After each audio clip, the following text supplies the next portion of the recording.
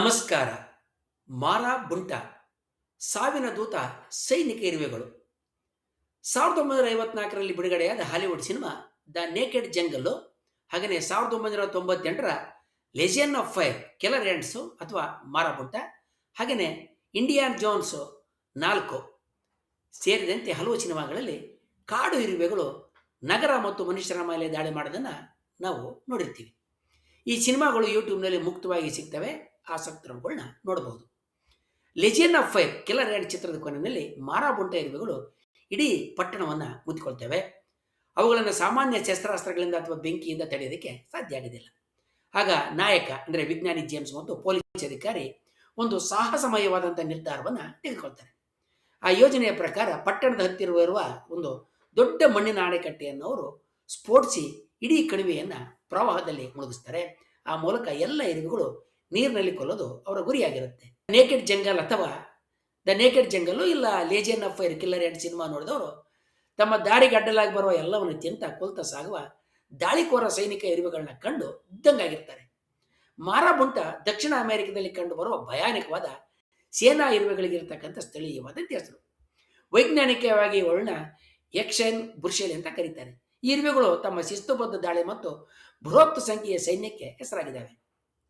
ಮಾರಾಬುಂಟಗಳನ್ನ ನಾವು ಮಾರಾಬುಂಟ ಇರುವೆಗಳನ್ನ ನಾವು ಕನ್ನಡದಲ್ಲಿ ಸೇನಾ ಇರುವೆಗಳು ಅಂತ ಕರಿಬಹುದು.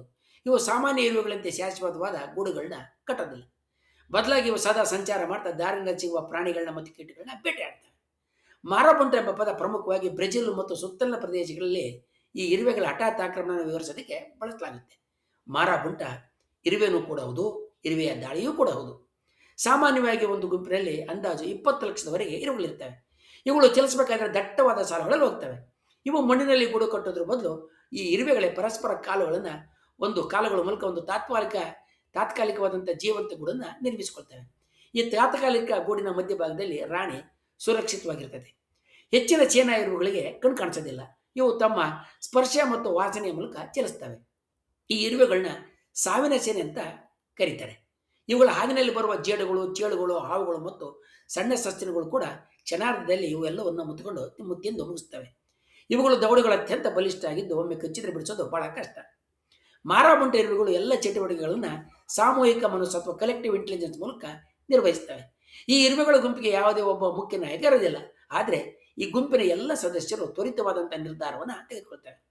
ದಾಳಿ ಮಾಡ್ತಕ್ಕಂಥ ಸೇನಾ ತಂಡದಂತೆ ಈ ಇರುವೆಗಳು ಸರಣಿಬದ್ಧವಾಗಿ ಆಹಾರವನ್ನು ಹುಡುಕ್ತವೆ ಮತ್ತು ಶತ್ರುಗಳ ಮೇಲೆ ಎರಗ್ತವೆ.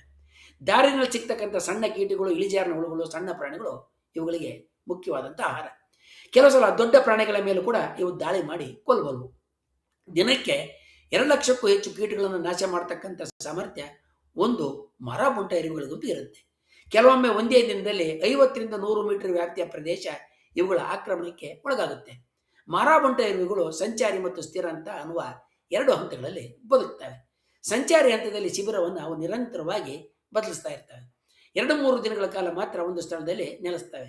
ಸ್ಥಿರ ಹಂತದಲ್ಲಿ ರಾಣಿ ಇರುವೆ ಮೊಟ್ಟೆ ಆಗ್ತದೆ. ಆಗ ಕೆಲವು ದಿನ ಇರುವೆಗಳು ಸ್ಥಿರವಾಗಿ ಒಂದೇ ಜಾಗದಲ್ಲಿ ಒಂದೇ ಶಿಬಿರದಲ್ಲಿ ಇರ್ತವೆ. ಸೈನಿಕ ಇರುವೆಗಳ ದೇಹದ ಉದ್ದ ಹೆಚ್ಚು, ಶಕ್ತಿ ಅಧಿಕ. ಶಿಬಿರವನ್ನು ರಕ್ಷಣೆ ಮಾಡೋದು ಮತ್ತು ದಾಳಿ ನಡೆಸೋದು ಇವುಗಳ ಮುಖ್ಯವಾದಂಥ ಕರ್ತವ್ಯ.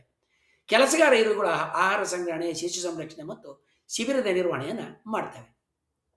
ಮಾರಾಬುಂಟ ಇರುವೆಗಳನ್ನು ಕುರಿತಾಗಿ ನಡೆಸಿರುವ ಇತ್ತೀಚಿನ ಸಂಶೋಧನೆಗಳು ಹಲವಾರು ಆಸಕ್ತಿದಾಯಕ ಅಂಶಗಳನ್ನ ಹೊರಹಾಕಿದ್ದಾವೆ. ಈ ಇರುವೆಗಳು ಅಪಾಯಕಾರಿಯಾದರೂ ಕೂಡ ಕಾಡಿನಲ್ಲಿ ಕೀಟಗಳ ಸಂಖ್ಯೆಯನ್ನು ನಿಯಂತ್ರಣ ಮಾಡೋದಕ್ಕೆ ಸಹಾಯ ಮಾಡ್ತವೆ, ನೆರವು ನೀಡ್ತವೆ. ಕೆಲವೊಮ್ಮೆ ಇರುವೆಗಳು ತಮ್ಮ ದಾರಿಯನ್ನು ಕಳೆದುಕೊಂಡು ವೃತ್ತಾಕಾರದಲ್ಲಿ ಸುತ್ತೋದಕ್ಕೆ ಪ್ರಾರಂಭ ಮಾಡ್ತವೆ. ಇದನ್ನು ಸಾವಿನ ಸುಳ್ಳು ಅಂತಲೂ ಕರೀತಾರೆ. ಯಾಕಂದರೆ ಈ ಇರುವೆಗಳು ದಣಿದು ಸಾಯೋ ತನಕ ಅದೇ ವೃತ್ತದಲ್ಲಿ ಸುತ್ತಾ ಇರ್ತವೆ. ಮಾರಾಬುಂಟ ಇರುವೆಗಳು ಪರಿಸರದ ಕೀಟ ಸಮುದಾಯದ ನಿಯಂತ್ರಕರ ಕೆಲಸ ಮಾಡ್ತವೆ. ಆದ್ದರಿಂದ ಅವುಗಳನ್ನ ಪರಿಸರದ ಸ್ವಚ್ಛಕಾರರು, ಸಫಾಯಿಗಳು ಅಂತ ಹೆಸರಲ್ಲಿ ಗುರುತಿಸಲಾಗ್ತದೆ. ಯಾಕಂದರೆ ಇವು ಸಣ್ಣ ಪ್ರಾಣಿಗಳ ಸಂಖ್ಯೆಯನ್ನು ಸಮತೋಲದಲ್ಲಿ ಇಡ್ತವೆ. ಮನುಷ್ಯರಿಗೆ ಮತ್ತು ಕೃಷಿಗೆ ಕೆಲವು ಸಲ ತಾತ್ಕಾಲಿಕವಾದಂಥ ಹಾನಿಯನ್ನು ಕೂಡ ಉಂಟು ಮಾಡ್ತವೆ. ಆದರೆ ಇವುಗಳಿಂದ ಒಟ್ಟು ಪರಿಸರಕ್ಕೆ ಲಾಭವೇ ಆಗುತ್ತೆ. ಮಾರಾಬುಂಟ ಇರುವೆಗಳು ಸಾಮೂಹಿಕ ಬುದ್ಧಿ, ದಾಳಿಯ ತಂತ್ರ, ಅಲೆಮಾರಿ ಮತ್ತು ನೆಲೆ ನಿಲ್ಲುವ ಜೀವನ ಶೈಲಿಗಾಗಿ ಪ್ರಕೃತಿಯಲ್ಲಿ, ನಿಸರ್ಗದಲ್ಲಿ ಅತ್ಯಂತ ಅದ್ಭುತ ಜೀವಿಗಳಾಗಿ ಕಂಡುಬರ್ತವೆ. ಇವುಗಳು ಪರಿಸರದಲ್ಲಿ ಬಹಳ ಮುಖ್ಯವಾದ ಪಾತ್ರವನ್ನು ವಹಿಸ್ತವೆ ಮತ್ತು ಅಧ್ಯಯನಕ್ಕೆ ಬಹಳ ಅತ್ಯುತ್ತಮವಾದ ಮಾದರಿಯಾಗಿದ್ದಾವೆ. ಸಂಶೋಧಕರು ಈ ಇರುವೆಗಳ ಸಾಮೂಹಿಕ ನಿರ್ವಹಣಾ ತಂತ್ರಗಳು, ನಿರ್ಧಾರ ಚಟುವಟಿಕೆಗಳು ಮತ್ತು ಪರಿಸರದ ಪ್ರಭಾವ ಕುರಿತಾಗಿ ಇನ್ನು ಅಧ್ಯಯನವನ್ನು ನಡೆಸ್ತಾರೆ. ಮಾರಾಬುಂಟ ಇರುವೆಗಳು ಮಾತ್ರ ಅಲ್ಲ, ಇವುಗಳಂತೆಯೇ ಅತ್ಯಂತ ಸೋಜಿಗದ ಜೀವನವನ್ನು ನಡೆಸುವ ಇನ್ನೂ ಹತ್ತಾರು ಕೀಟಗಳು ನಿಸರ್ಗದಲ್ಲಿವೆ. ಇಂಥ ಇತರ ಕೀಟಗಳನ್ನು ಕುರಿತಾಗಿ ಮುಂದಿನ ಇನ್ನೊಂದು ವಿಡಿಯೋದಲ್ಲಿ ತಿಳ್ಕೊಳ್ಳೋಣ. ವಂದನೆಗಳೊಂದಿಗೆ.